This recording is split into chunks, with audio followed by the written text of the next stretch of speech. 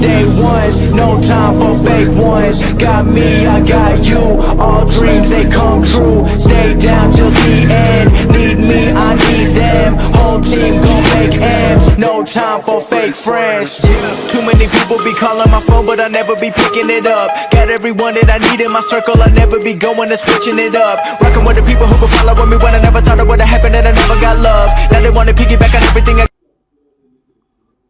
Bonjour à tous et à tous et bienvenue sur Martial Dave. Alors bonjour à tous les amis, c'est vraiment un truc de ouf, je vous l'assure. Justement on a eu 32 nouveaux abonnés, 30 nouveaux abonnés sur la chaîne. Donc je tiens dans un premier temps à remercier tous ces nouveaux abonnés. Vraiment merci du fond du cœur. J'espère que vous allez vous retrouver rapidement dans le projet qu'on est en train de développer ensemble. Et d'ailleurs, à propos, je t'invite vraiment à suivre la vidéo. Je t'invite à suivre les différents tutoriels vraiment du début. Comme ça, ce sera plus facile pour toi de te retrouver dans tout ce qu'on a fait jusqu'ici. Okay. Donc vraiment reparti dès le départ, comme ça tu pourras suivre de façon chronologique tout ce qu'on a fait jusqu'ici. Parce qu'au travers de cette chaîne, j'essaie un peu de déconstruire l'image qu'ont certaines personnes sur la programmation comme étant quelque chose de très difficile et uniquement dédié à une catégorie de personnes de la population, C'est vraiment pas le cas, je te l'assure. Et si tu suis mes vidéos vraiment à partir du début, tu vas te rendre compte que les choses semblent vraiment beaucoup plus faciles que ce qu'on veut nous faire croire. Alors, la dernière fois, on a affiché dans notre page web les différents éléments de notre base de données, les différents articles de notre base de données avec les images respectives. Aujourd'hui, on va essayer d'améliorer davantage le design de notre application web. Et c'est ainsi qu'on va utiliser le framework Bootstrap. Voilà, Bootstrap, pour vraiment améliorer, donner à notre application web un aspect beaucoup plus professionnel. Alors, si tu n'as pas suivi la dernière vidéo, je t'invite également à aller la suivre. Tu trouveras le lien juste en haut là, dans la description. Et aussi le cours de source de la dernière vidéo se trouve sur mon profil GitHub à ce lien. Voilà, il suffit juste que tu entres dans tuto 16 et tu trouveras tout le code de ce qu'on a fait, les instructions pour pouvoir installer l'application et la tester. Donc ce qu'il y a lieu de faire, c'est juste de cloner tout simplement tout ce projet sur ton ordinateur et de commencer à modifier et voilà, à faire tes propres tests. Ok. Plus tard, je ferai probablement une vidéo sur Git pour vous expliquer comment fonctionne le Git, comment fonctionne GitHub, etc. Donc, sans plus tarder, on va aller dans le code de notre application. Voilà, écoute, pour ton information, j'ai déjà préparé certains éléments pour cette vidéo pour qu'elle ne soit pas assez longue. Donc ce qu'on va faire aujourd'hui, c'est que on va d'abord essayer de télécharger l'extension parce qu'il faut savoir qu'il y a une version Bootstrap pour Flask et voilà, il faut l'installer. Donc ce qu'on va faire, moi je l'ai déjà installé pour ma part, mais je vais vous montrer, je vais te montrer comment est-ce qu'on fait pour installer ça. C'est d'ailleurs très simple. Donc il suffit juste d'aller dans le terminal, comme tu peux voir là, j'avais déjà installé. Donc il suffit juste de faire pip install, donc voilà la commande. La commande c'est pip install flask bootstrap. Donc vous allez voir que c'est la version bootstrap de Flask. Ok. Donc vous l'installez dans votre environnement virtuel. L'idéal c'est que pour chaque projet que vous développez, il est plus intéressant d'installer toutes les librairies, les dépendances de l'application dans l'environnement virtuel, comme je l'explique dans une de mes vidéos sur la chaîne. Donc vraiment, c'est pour ça que je t'invite à suivre vraiment mes vidéos étape par étape pour ne pas te perdre dans ce que je ferai aujourd'hui. Voilà, donc moi je l'ai déjà installé, hein, donc c'était juste pour te montrer comment est-ce que ça se passe.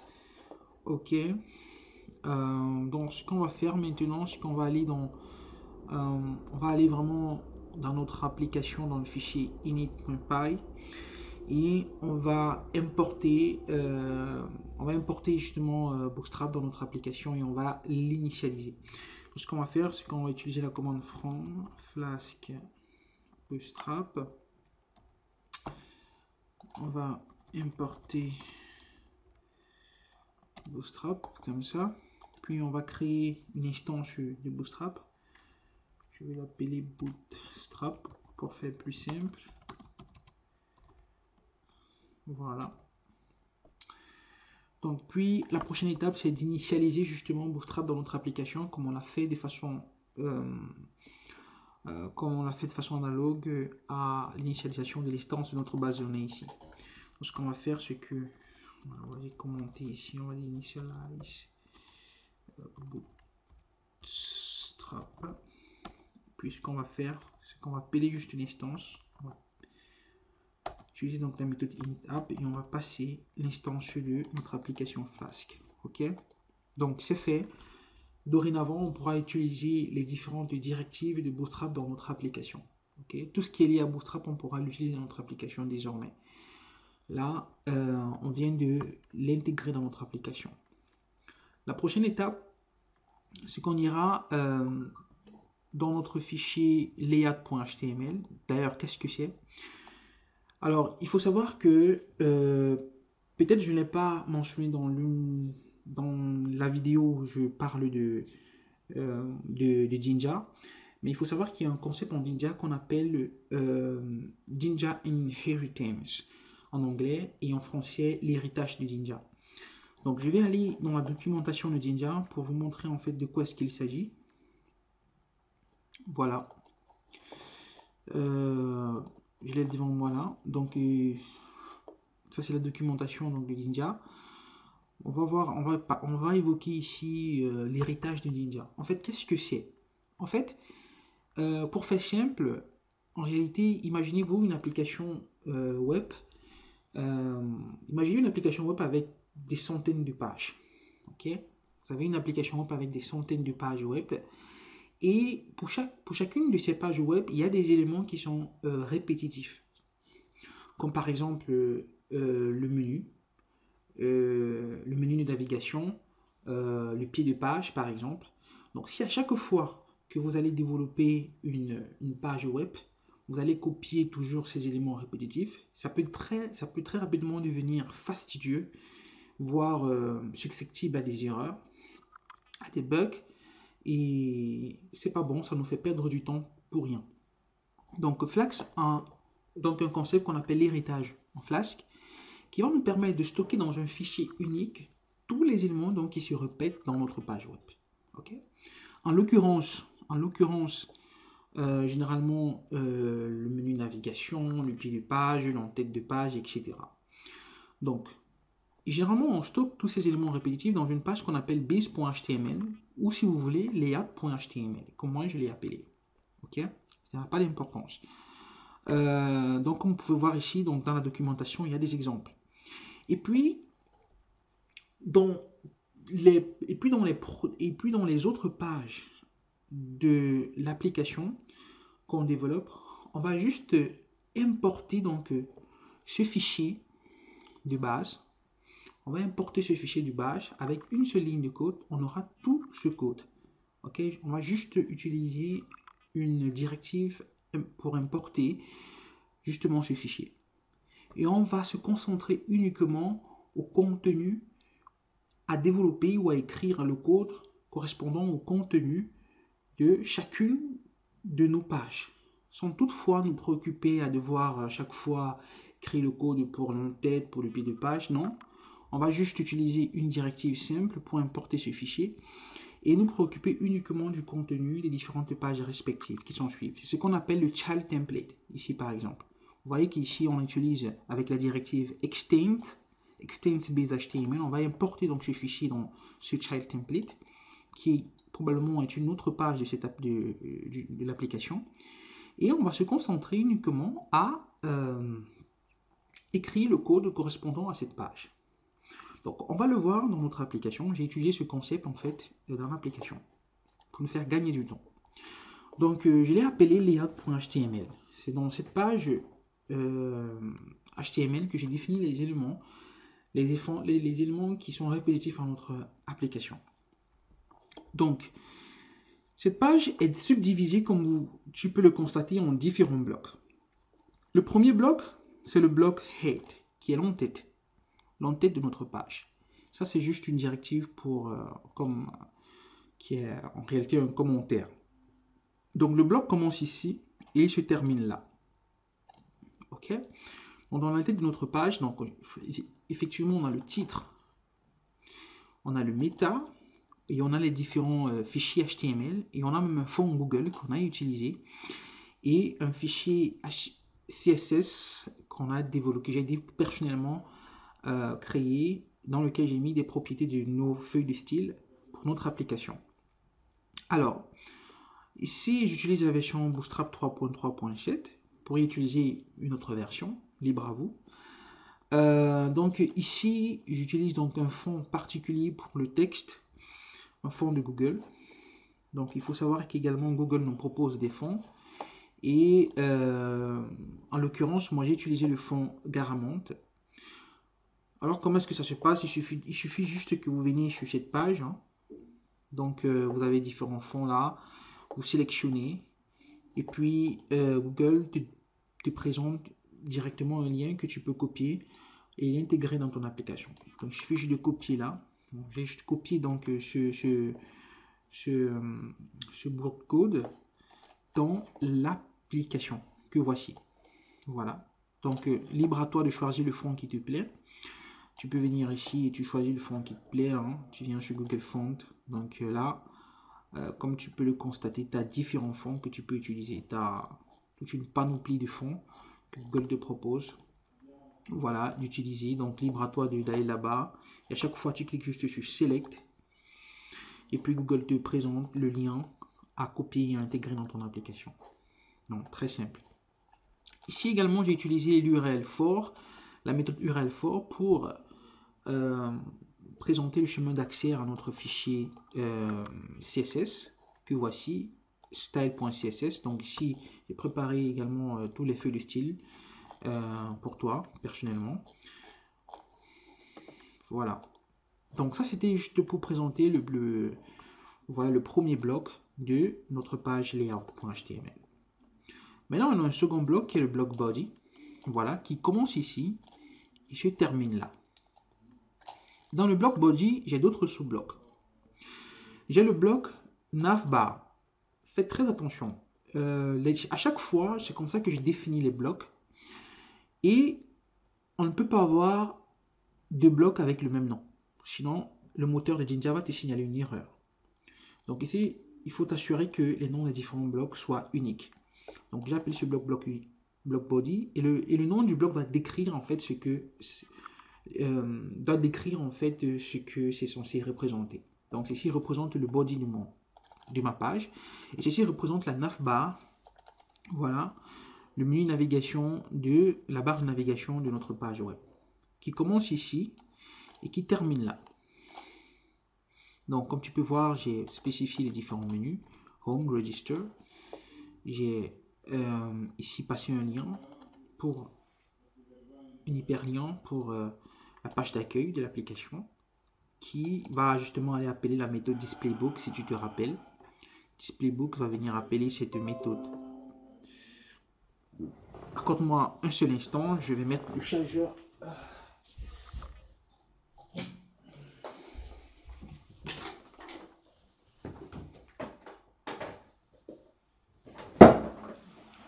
Voilà. Donc, display publisher, display books. Voilà. Donc, après, on a un autre bloc qui est un bloc vide qui s'appelle bloc contain. En fait, c'est justement à ce bloc qu'on va faire référence quand on va créer les autres pages de notre application, on va faire référence à ce bloc. C'est dans ce bloc qu'on va aller insérer le code dédié aux différentes autres pages. Ici, on a le bloc de pied de page qu'on appelle le bloc footer. Voilà. Donc, pour t'illustrer, en fait, ce que je viens de t'expliquer, si tu vas, si on va dans la home HTML, tu vois très bien que ici, j'ai importé donc le layout.html qui contient les éléments qui se répètent, en l'occurrence, l'en-tête, la barre de navigation et les pieds de page. Ok.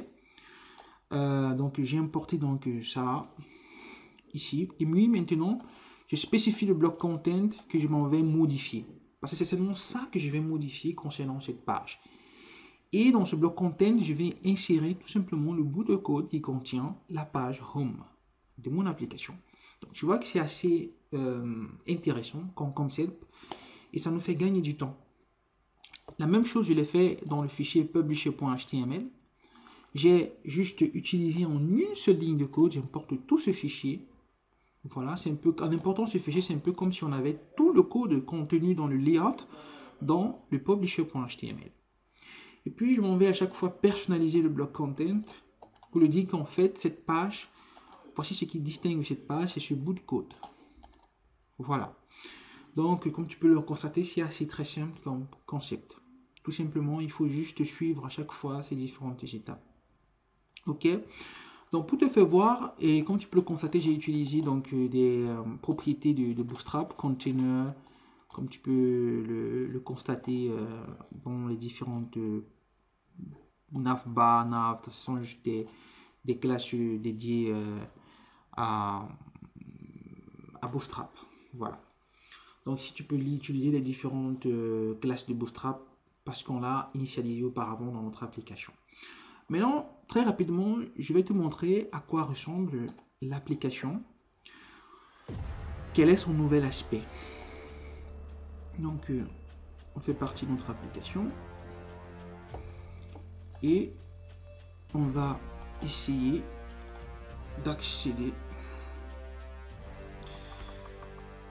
à travers le lien suivant. Ouh là là, comme c'est joli les amis, comme c'est joli. Donc tu vois ici que la page de notre application commence à se former, à prendre forme. Elle est plus présentable. Donc tu peux voir là, donc, dans la page d'accueil, les différents livres. Your favorite library store. Voilà. Donc ces liens-ci ne sont pas encore définis. Parce que si tu cliques là, tout simplement rien ne va se passer parce que je n'ai pas encore défini ceci dans notre page HTML. On le fera dans la prochaine vidéo probablement qui suivra, celle-ci.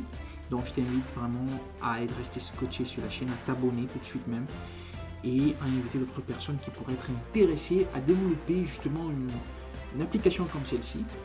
Elle pourrait te donner des idées pour développer ta propre application.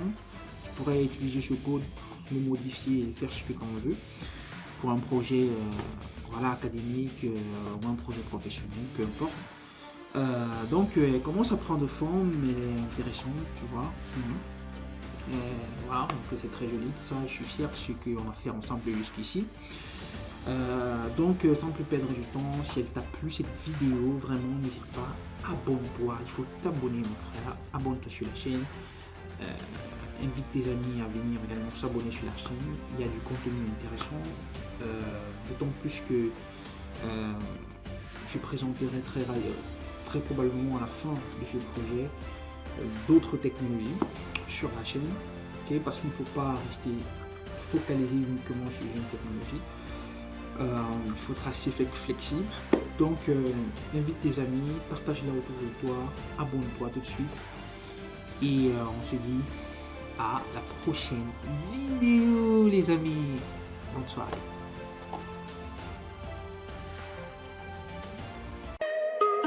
Say ones, day ones, no time for fake ones. Got me, I got you. All dreams they come true. Stay down till the end. Need me, I need them. Whole team gon' make M's. No time for fake friends. Too many people be